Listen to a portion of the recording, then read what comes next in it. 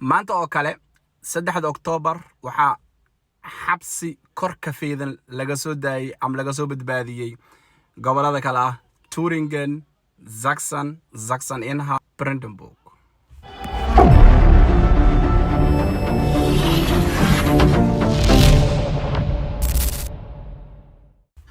السلام عليكم ورحمة الله تعالى وبركاته. بسم الله الرحمن الرحيم. كسول وفقو يعني فيديو هرديس كسو aragtay waxaa wax ka dhahayna maanta midowga labada dawladood ee dalkan Jarmalka soo maray dawladda DDR iyo BRD. labadan dawladood waxay dalka kala xukumi jireen ama ay isku heesteen ama laba gobol kala ahaayeen 1949 ilaa 1990. sida anaga hadda aan nahay oo kale ayuu Jarmalka ahaan jiray. anaga laba dawlad aan amaano Somaliland dawlad waaye, Soomaaliland dawlad waaye. waqooyiga iyo koonfurta ayaa u kala baxnay. Jarmalkan wuxuu u kala baxay bariga iyo galbeedka. Somaliland waxay noqotay DDR, waxay ka talin jirtay sida dawladii bariga ka talin jirtay oo kale. ayadaa ka go'day dawladii markaas jirtay Bundesrepublik Deutschland.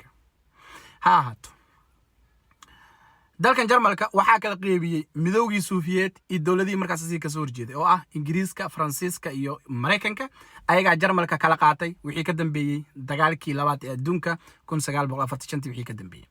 midowgii Soviet wuxuu sameeyay 1949 dawlad loo yaqaano DDR oo loo soo gaabiyay Deutsche Democratic Republic.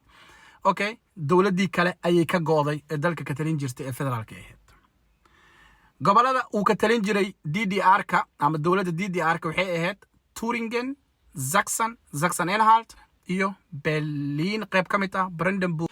ha ahaato dadkaasi DDR-ka ama Jarmalka dadka ku nool dawladdaasi waxaa ka go'need inay dadka ka jarto walaalahooda ku nool galbeedka.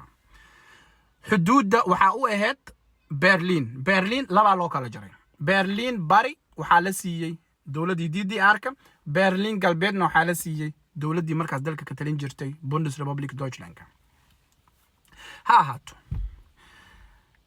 ninkii hada ka bilaabanayay soo xuduudda uu ilaalinaya waa daale. markii dambe wuxuu waxaan idin sheegay 1961 13 Agosto wuxuu taagay derbi Berlin dhexdeeda wuxuu ka dhisay derbi meesha loo yaqaan Potsdam.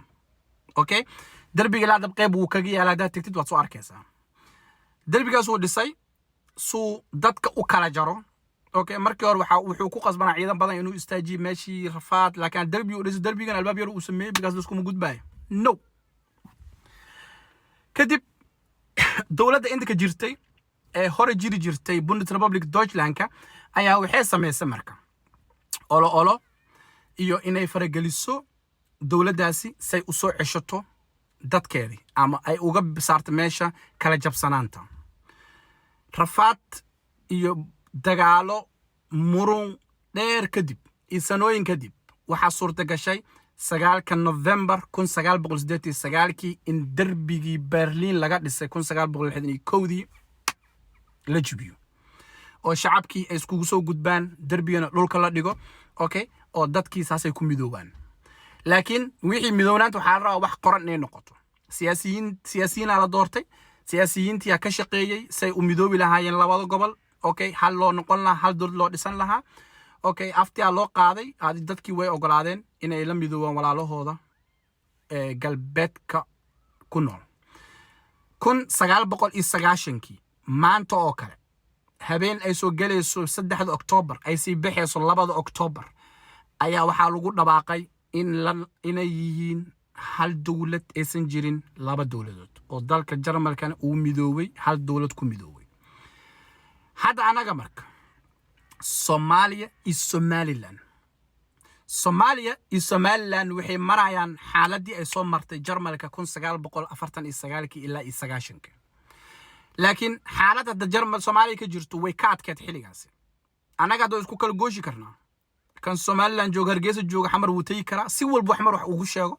kan xamar joogo Hargeysa wuu imaan karaa, laakiin hadduu wax ka sheegin waa Hargeysa ama Somaliland. haddaa wax ka sheegtid haddaa tagtid airportka lagu qabanaa xabsi lagu galna liina lagu cabsiina.